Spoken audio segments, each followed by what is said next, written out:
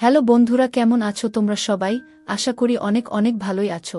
আর তোমাদের ভালোবাসায় আমিও অনেক ভালো আছি, কারণ তোমরা আমাকে যে পরিমাণে ভালোবাসা দিয়েছ এবং সাপোর্ট দিয়েছ তা আমি কোনোদিন ভুলতে পারবো না। তাই তোমাদেরকে মজা দেওয়ার জন্য আবারও একটি নতুন গল্প নিয়ে হাজির হলাম।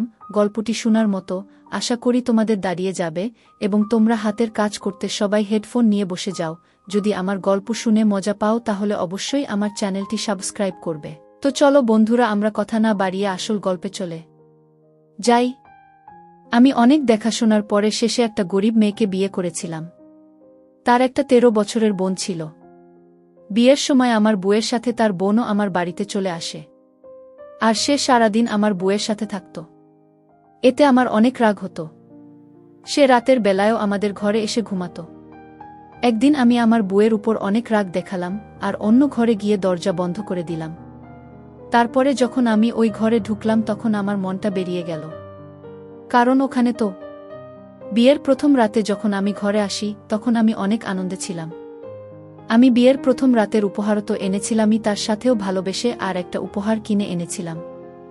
আমি ওর জন্য ফুলের মালা কিনে এনেছিলাম, কারণ আমি জানতাম মেয়েদের এই ধরনের উপহার অনেক পছন্দ।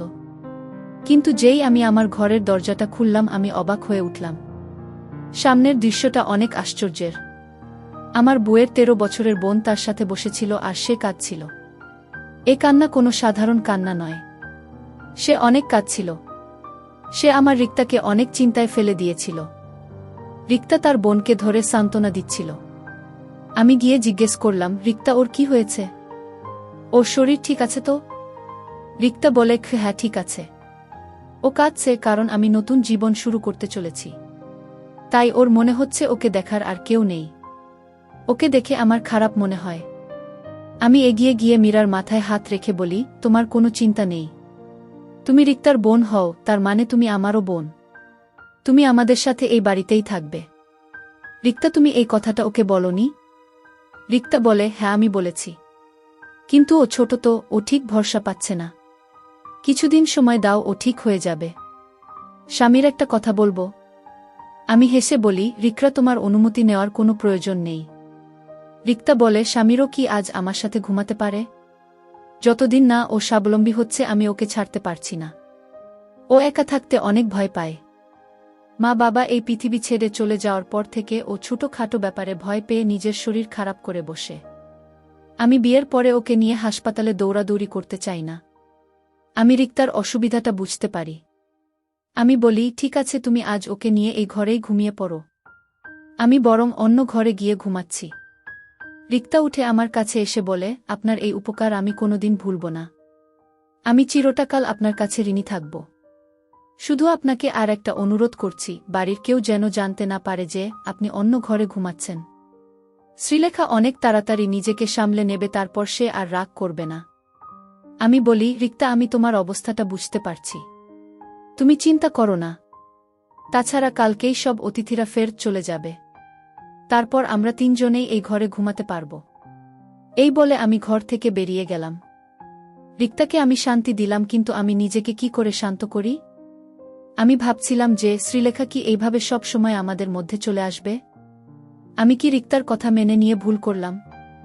আমি অনেক কষ্টে নিজের মাথা থেকে এইসব কথা দূর করি। আমার মনে হলো যে ছোটরা এরকমই হয়।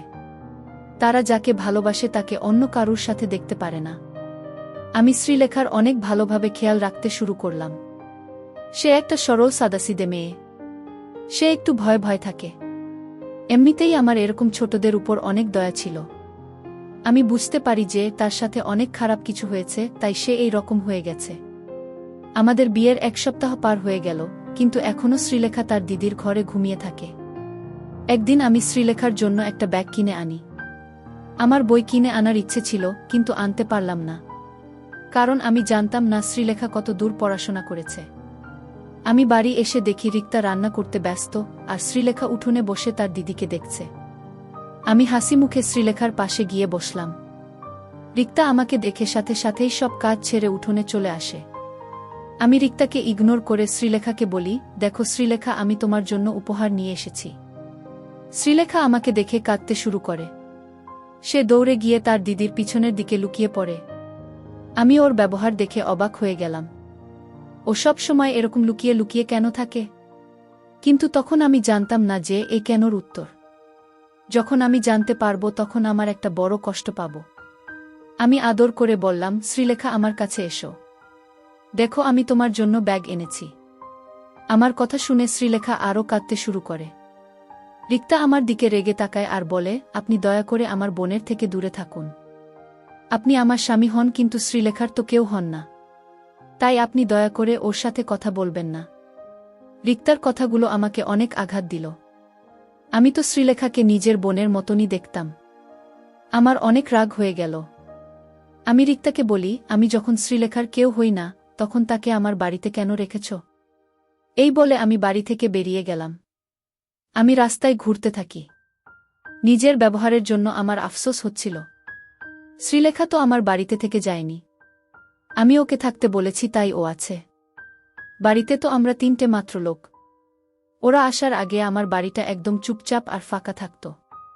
আমার মা 2 বছর আগে এই পৃথিবী ছেড়ে চলে গেছেন। তারপর থেকে আমি একদম একা হয়ে গিয়েছিলাম। নিজের খেয়াল নিজেকেই রাখতে হতো। আমি বাড়িতে একা থাকতাম, তাই কোনো কাজের মেয়ে আমার বাড়িতে কাজ করতে চাইত না। আমার এক বন্ধু আমাকে বিয়ে করার পরামর্শ দেয়। আমি তাকে বলি আমার জন্য একটা পাত্রী খুঁজে দিতে।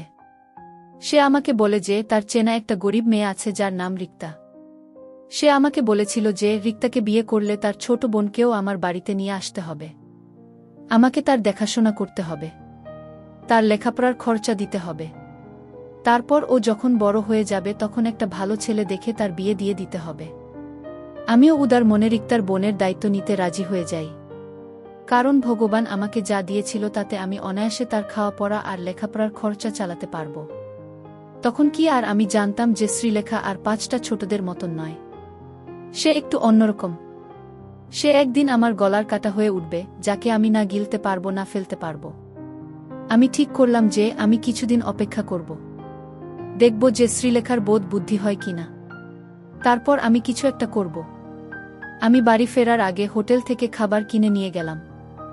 আমি জানি যে রিক্তা আমার উপরে অনেক রেগে আছে। ওর রাগটা আমাকেই ভাঙাতে হবে। আমি যখন বাড়ির দরজার সামনে গিয়ে দাঁড়াই তখন শ্রীলেখার গলার আওয়াজ আমার কানে আসে। সে তার দিদিকে বলছিল, দিদি তোর কি এবার ছাড়াছাড়ি হয়ে যাবে?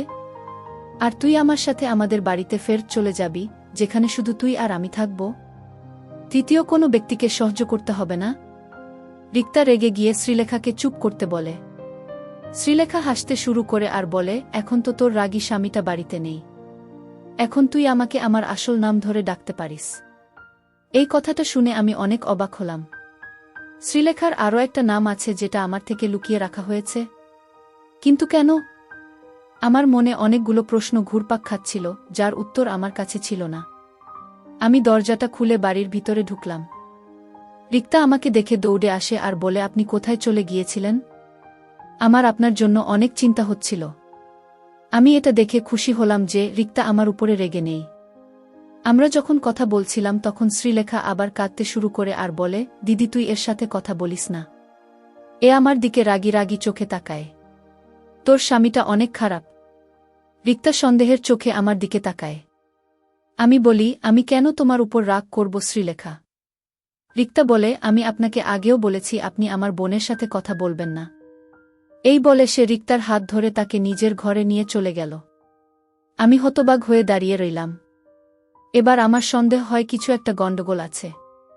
এতদিন আমি শ্রীলেখার ব্যবহারকে তার ছেলেমানুষই ভাবতাম। কিন্তু ব্যাপারটা অতটা সহজ নয়। রিক্তার প্রতিদিনের মতো আমার জলখাবার বানাচ্ছিল। হঠাৎ সে কাজ থামিয়ে জিজ্ঞেস করে, বরেন আপনি শ্রীলেখার জন্য ব্যাগ কেন কিনে এনেছিলেন? আমি বলি, আমি চাই যে শ্রীলেখা পড়াশোনা করুক। রিক্তা হেসে বলে, পড়াশোনা? কিসের পড়াশোনা? শ্রীলেখা তো কোনোদিন স্কুলেই যায়নি, ওর পড়াশোনার করার ইচ্ছে নেই, তাই আমরা ওকে স্কুলে ভর্তি করাইনি। কথাটা আমার খুব একটা ভালো মনে হলো না। কিন্তু আমি আগে থেকেই রেগেছিলাম, তাই আর কথা বাড়ালাম না। আমি অফিসের জন্য বেরিয়ে গেলাম। কিন্তু শ্রীলেখার কথাগুলো আমার মাথায় ঘুরতে থাকে। তার অদ্ভুত রকমের আচরণ, আমাকে দেখে কেঁদে ফেলা আর আমার আর রিক্তার ছাড়াছাড়িতে খুশি হওয়া, এইসব তো কোনো সাধারণ লক্ষণ নয়। আর শ্রীলেখা কোনো শিশুও নয়। সে 13 বছরের একটা মেয়ে। এই বয়সের মেয়েরা তো অনেক কিছু বোঝে। ব্যাপারটা অতটাও সহজ নয় যতটা আমি ভেবেছিলাম। বিকেলে যখন আমি বাড়ি ফিরে এলাম তখন শ্রীলেখা আমাকে রাগানোর অনেক রকম চেষ্টা করে। আমাকে দেখে অদ্ভুত রকমের আচরণ করতে শুরু করে। আমি যখন রিক্তার সাথে কথা বলতে যাই তখন সে রিক্তার হাত ধরে তাকে ঘরে নিয়ে চলে যায়। কিছুক্ষণ পরে রিক্তা বাইরে এসে আমাকে বলে, বরেন আপনি রাতের খাবারটা খেয়ে নিজের ঘরে চলে যান, তারপর আমরা দুই বোন খেতে বসব। শ্রীলেখা রাগ করে বসেছে যে যতক্ষণ আপনি বাইরে থাকবেন ততক্ষণ ও ঘরের বাইরে বেরোবে না। আমার তো অনেক রাগ হচ্ছিল, কিন্তু আমি কোনো রকমে নিজেকে সামলে রিক্তাকে বললাম, ঠিক আছে শ্রীলেখা, না হয় পরে খাবে, কিন্তু তুমি তো আমার সাথে বসে খাও। রিক্তার উত্তরে আমার মাথায় রাগ উঠিয়ে দিল। সে বলে, বরেন আপনি তো জানেন যে শ্রীলেখা কিরকম রাগী মেয়ে, ও হাঙ্গামা শুরু করবে, তাই আপনি আমার কথা মেনে নিন। এই বলে রিক্তা নিজের ঘরে চলে যায়। আমি আর নিজের রাগ সামলাতে পারলাম না। আমি নিজের উপর নিয়ন্ত্রণ হারিয়ে ফেলি আর রিক্তার ঘরের দিকে যেতে থাকি। আমি রিক্তার আওয়াজ শুনতে পাচ্ছিলাম। সে শ্রীলেখাকে বলছিল, বাবার সাথে যদি তুইও এই পৃথিবী ছেড়ে চলে যেতিস তাহলে আমি শান্তি পেতাম, অন্তত আমার জীবনটা বেঁচে যেত। কে জানে তুই আমার কোনো পাপের শাস্তি। আমি দরজাটা খুলে ঘরের ভিতরে ঢুকে শ্রীলেখার হাত ধরে তাকে বাইরে নিয়ে এলাম। এটা দেখে রিক্তা অবাক হয়ে যায় আর বলে, বরেন আপনি আমার বোনকে কোথায় নিয়ে যাচ্ছেন? ওর হাতটা ছেড়ে দিন, মনে হচ্ছে আপনি নিজের মধ্যে নেই।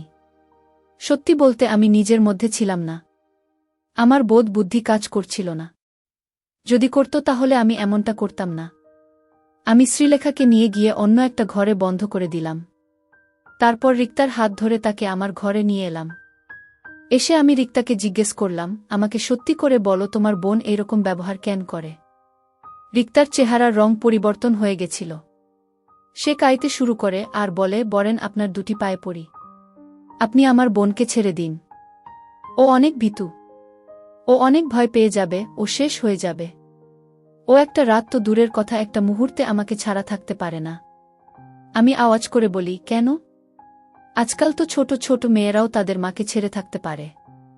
এ তোমার কি রকম বোন যে তোমাকে ছাড়া এক মুহূর্তে থাকতে পারে না? আমার এইসব একদম পছন্দ নয়, আর আমি আর এইসব সহ্য করব না। তুমি তোমার এইসব কান্নাকাটি বন্ধ করো। কিন্তু সে আরও কাঁদতে থাকে। আমি ঘরের বাইরে বেরিয়ে এসে ঘরে তালা দিলাম। তারপর নিজের ঘরে এসে দরজাটা বন্ধ করে দিলাম যাতে রিক্তা আর শ্রীলেখার আওয়াজ আমার কানে না আসে। দুই বোন মিলে দরজায় আওয়াজ করছে। মনে হচ্ছিল তারা পারলে দরজাটাই ভেঙে ফেলবে। বেশ কিছু ঘন্টা ধরে এটাই চলতে থাকে। কিন্তু ভোর হওয়ার কিছুক্ষণ আগে দুইজনেই থেমে যায়। দুইটা ঘর থেকে কোনো আওয়াজ আসে না। আমি বাধ্য হয়ে শ্রীলেখার ঘরের দিকে গেলাম। আমি শ্রীলেখার কাছে ক্ষমা চেয়ে তাকে রিক্তার কাছে নিয়ে যেতে চেয়েছিলাম। কিন্তু যেই আমি শ্রীলেখার ঘরের দরজাটা খুললাম আমার হাত পা ঠান্ডা হয়ে গেল। কারণ ওই ঘরে তো একটা ছেলে বসে আছে। আমি কাছে যেতেই সে ভয় পেয়ে কাঁদতে শুরু করে। আমি তাকে বলি, আমার সামনে চোখের জল ফেলে কোনো লাভ হবে না। সত্যি করে বলো তুমি কে? আর শ্রীলেখা কোথায়? ছেলেটা কাঁদতে কাঁদতে বলে, আমি যদি আমার সত্যিটা আপনাকে বলি তাহলে আপনি আমাকে বিক্রি করে দেবেন না তো? শুনে আমি অবাক হয়ে গেলাম। বললাম, না না, আমি কেন তোমাকে বিক্রি করে দেব? এই শুনে ছেলেটা একটু শান্তি পেল আর সোফায় গিয়ে বসে পড়ল। তার মুখে একটা উজ্জ্বল ভাব দেখলাম। সে বলে, যখন আমি এই পৃথিবীতে এসেছিলাম তখন আমার বাড়িতে শোক পালন করা হয়েছিল। মনে হয়েছিল যেন আমি জন্মাইনি, আমি এই পৃথিবী ছেড়ে চলে গেছি। আমি যখন বড় হতে থাকি তখন আশেপাশে অনেক অন্যায় দেখেছি। আমার বাবা আমার মাকে মেরে মেরে শেষ করে দিত। বাবা আমার দিকে তাকিয়ে মাকে বলতো, এর থেকে ভালো হতো যদি তোর কোনো সন্তান না হতো। কিন্তু এটা তুই কাকে এই পৃথিবীতে এসেছিলি? বাবার কথা শুনে আমি আয়নার সামনে এসে দাঁড়াতাম। রিক্তা বলতো যে বাবার কথায় কান না দিতে। আমি নাকি অনেক ভালো দেখতে। কিন্তু আমি যদি ভালো হই তাহলে আমার জন্য মাকে কেন মার খেতে হয়? আমি রিক্তার কাছে টাকা চাইলে সে আমাকে 2 টাকার নোট ধরিয়ে দিত। আমি দৌড়ে দোকানে গিয়ে মায়ের জন্য আমার পছন্দ মতন টফি কিনে আনতাম। এসে মাকে সেটা খাওয়াতাম আর বলতাম, মা এটা খেয়ে নাও, তুমি আরাম পাবে। মা আমাকে ধরে ফুপিয়ে ফুপিয়ে কাঁদত। তখন আমি অনেক ছোট ছিলাম। আমার বয়সী ছেলেরা সারাদিন খেলে বেড়াত, কিন্তু আমার খেলতে ভালো মনে হতো না। আমি সারাদিন বাড়িতে বসে মাকে পাহারা দিতাম যাতে বাবা এসে আবার মাকে না মারে। কিন্তু আমি অনেক চেষ্টা করা সত্ত্বেও ৩-৪ দিন পর পরই মা বাবার হাতে মার খেত। আমি আমার ছোট ছোট হাত দিয়ে মায়ের পায়ে ম্যাসেজ করে দিতাম যাতে মা আরাম পায়। কিন্তু মা নিজের যন্ত্রণা ভুলে আমার ছোট ছোট হাতে আদর খেত আর কাঁদত। মা বলতো, আমার মার খেতে কষ্ট হয় না, তোর এইসব আচরণ দেখে আমার কষ্ট হয়। একদিন মা বাজার থেকে আমার জন্য একটা সাইকেল কিনে আনে আর বলে, তুই তো বাইরে খেলতে যাস না, তাই বাড়িতেই তোর খেলার জিনিস এনে দিয়েছি। আমি সাইকেলটা পেয়ে অনেক খুশি ছিলাম। আমি খুশি হয়ে মাকে আদর খাই। তারপর থেকে রোজ রোদের মধ্যে আমি সাইকেল চালিয়ে বেড়াতাম। মা বলতো, এই শেষবার তোকে আমি রোদে খেলতে দিচ্ছি, এরপর থেকে তোকে আর রোদে বের হতে দেব না। আমি কিছুক্ষণ পরপরই সাইকেল থেকে নেমে সাইকেলটাকে আমার পোশাক দিয়ে দিয়ে মুছতাম যাতে ওটা সব সময় নতুন মনে হয়। একদিন রাতে যখন বাবা বাড়ি ফেরে তখন আমি সাইকেল থেকে ঝুলছিলাম। বাবা জিজ্ঞেস করে, ওকে এই সাইকেলটা কে কিনে দিয়েছে? বাবা আমাকে 2টা মেরে আমাকে সাইকেল থেকে নামিয়ে আনে। তারপর কুড়াল দিয়ে সাইকেলটা ভেঙে দেয়। এটা দেখে আমার চোখে জল চলে আসে। আমি রাতে না খেয়ে ঘুমাতে চলে গেলাম। রাতে মা আমার ঘরে আসে। আমার পাশে বসে বলে, বাবু, আজ তোর সাথে আমার কিছু কথা আছে। তোর এখন 4.5 বছর বয়স হয়ে গেছে। তুই এখন অনেক কিছু বুঝিস। এখন তোর মা তোকে সব কথা বলতে পারে, তাই না? আমি মাথা নাড়লাম। মা আমাকে জিজ্ঞেস করে, তোর দিদির নাম কি? আমি বলি, রিক্তা। মা বলে, আর তোর নাম কি? আমি চুপ করে যাই। আমি বলি, বাবা আমাকে কমজাত বলে আর তুমি আমাকে বাবু বলো। এর মধ্যে আমার নাম কোনটা? আমার মায়ের চোখ সবসময় ছলছল করত, আজও তার চোখে পানি দেখতে পাই। মা বলে, তোর কোনো নামই নেই। তোর 4.5 বছর বয়স হয়ে গেল, কিন্তু এখনো আমি ঠিক করতে পারলাম না যে তোর কি নাম রাখব। বুঝতে পারছি না তোকে ছেলেদের নাম দেব না মেয়েদের নাম। আমি বলি, আমাকে মেয়েদের নাম কেন দেবে? আমি তো ছেলে। তারপর মা মাথা নেড়ে বলে, না, তুই ছেলে মেয়ে কোনোটাই নোস। তুই হলি তৃতীয় মানুষ, থার্ড জেন্ডার।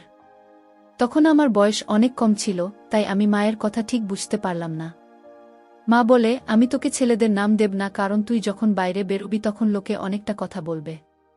আমি তোর নাম শ্রীলেখা রাখব। তুই যখন বাইরে বেরোবি তখন মাথায় ঘোমটা দিয়ে বেরোবি। আর চেষ্টা করবি সবসময় বাড়িতেই থাকার, কারণ বাড়ির ভিতরে তুই সব থেকে বেশি নিরাপদ থাকবি। আমি রেগে গিয়ে বলি, না, আমি ঘোমটা দেব না। আমি ছেলে। মা বলে, আমার কাছে একদম সময় নেই বাবা, না হলে তোর সব কষ্ট আমি নিজে নিয়ে নিতাম। কিন্তু এখন আমাকে এক জায়গায় যেতে হবে। আমি মাকে ধরে কাঁদতে কাঁদতে বললাম, আমাকেও তোমার সাথে নিয়ে চলো মা। মাও আমাকে ধরে অনেক কাঁদে। তারপর আমি যখন ঘুমিয়ে পড়ি তখন আমাকে রিক্তার কাছে শুইয়ে দিয়ে মা চলে যায়। সকালে আওয়াজের শব্দে আমার ঘুম ভাঙে। রিক্তা অনেক কাঁদছিল। আমি যখন বাইরে আসি তখন দেখি মা শুয়ে আছে। রিক্তা আমাকে ধরে কাঁদতে কাঁদতে বলে, মা আর নেই। আমি তার মাথায় মেরে বলি, চুপ করো, মা ঘুমোচ্ছে, মায় উঠে যাবে। রিক্তা আমাকে ঘরে নিয়ে গিয়ে আমার মাথায় পোশাক দিয়ে বলে, আজ থেকে তুই শ্রীলেখা। তোর মায়ের কথা মনে আছে তো? আমি মাথা নাড়লাম। রিক্তার থেকে 3 টাকা নিয়ে আমি দোকানে গিয়ে মায়ের জন্য টফি কিনে আনলাম। টফিটাকে পকেটে রেখে ঘুরতে থাকলাম, কিন্তু মা আর ঘুম থেকে উঠল না। গ্রামের সব মহিলারা এসে জড়ো হয়েছিল। তারা মাকে তার খাটে শুয়ে নিয়ে চলে গেল। আমি তাদের সাথে সাথেই যেতে থাকলাম আর বলতে থাকলাম, আমার মাকে কোথায় নিয়ে যাচ্ছ? মাকে ছেড়ে দাও। আমি মায়ের জন্য টফি নিয়ে এসেছি। আমি অনেক ছোট ছিলাম, তাই আমার কণ্ঠের আওয়াজ কারোর কানে এলো না। আমি তাদের পা ধরে বলতে থাকলাম, আমার মাকে নিচে নামাও। মা সকাল থেকে কিছু খায়নি। মায়ের অনেক ক্ষুধা পেয়েছে। টফিটা আমার পকেটে রয়ে গেল, কিন্তু মা আর ফিরে এলো না। আমি অনেক কান্নাকাটি করলাম, কিন্তু কেউ আমার কথা শুনল না। কিছুদিন পরে বাবাও এই পৃথিবী ছেড়ে চলে গেল। তারপর আমরা কাকার বাড়িতে চলে গেলাম। কাকা ও বাবার মতন ছিল। আমার উপরে অনেক অত্যাচার করত। আমাকে প্রায় মারত আর বলতো, আমি তোকে গুরুর কাছে পাঠিয়ে দেব। তখন রিক্তা আমার পাশে দাঁড়াত। কাকার ছেলে আমাকে নিয়ে মজা করত আর বলতো, তুই তো 3য় শ্রেণীর মানুষ, একটু নেচে দেখা না। এই বলে সে আর কাকা অনেক হাসত। আমি অনেক ভয় পেয়ে যেতাম। রিক্তা আমাকে বাঁচাত। তারপর রিক্তার বিয়ে আপনার সাথে হয়ে যায়। আপনাকে দেখে আমার ভয় পায়। যদি আপনিও আমাকে গুরুর কাছে বেছে দেন। রিক্তা বলে যে আপনি ভালো মানুষ, আপনি এমনটা করবেন না। কিন্তু আমার মনের মধ্যে একটা ভয় বাসা বেঁধে রয়েছে। এখন তো আপনি সবকিছু জেনে গেছেন, এবার বলুন আপনি আমাকে ঘরে বন্ধ করে রাখবেন না তো? আমার চোখ দিয়ে পানি পড়তে থাকে। আমি তাড়াতাড়ি উঠে বাইরে গিয়ে রিক্তার ঘরের দরজাটা খুলে দিলাম। তার পায়ের কাছে বসে আমি ক্ষমা চাইতে থাকলাম। রিক্তাও অনেক কাঁদছিল। সে বলে, কিসের ক্ষমা? আপনি তো আমাদের মতন অসহায় মানুষদের আশ্রয় দিয়েছেন। তারপর থেকে আমি আর রিক্তা শ্রীলেখাকে মানসিক ডাক্তারের কাছে নিয়ে যেতে শুরু করলাম। ওর মন থেকে ছোটবেলার ভয়টা দূর করা কঠিন ছিল, কিন্তু এখন সব ঠিক হয়ে গেছে। আমি শ্রীলেখার পড়াশোনা চালু করে দিয়েছি। আমি আর রিক্তা একটা সুখের জীবন পার করছি, আর শ্রীলেখাও সাধারণ জীবনে ফিরে আসছিল। আমি নিজের কাছে ওয়াদা করেছিলাম যে আমি শ্রীলেখাকে একটা সুন্দর ভবিষ্যতের জীবন দেব। বন্ধুরা, আজকের ভিডিওটা এখানেই শেষ করলাম। অনেক কষ্ট করে ভিডিওটি আপনাদের জন্য বানিয়েছি। যদি ভিডিওটি আপনাদের ভালো লেগে থাকে তাহলে একটা লাইক করবেন এবং চ্যানেলটি অবশ্যই সাবস্ক্রাইব করবেন, এই আশা ব্যক্ত রেখে আপনাদের কাছ থেকে বিদায় নিচ্ছি আমি। দেখা হবে আগামীকালের নতুন কোনো ভিডিওতে। সে পর্যন্ত সবাই ভালো থাকুন, সুস্থ থাকুন। ধন্যবাদ।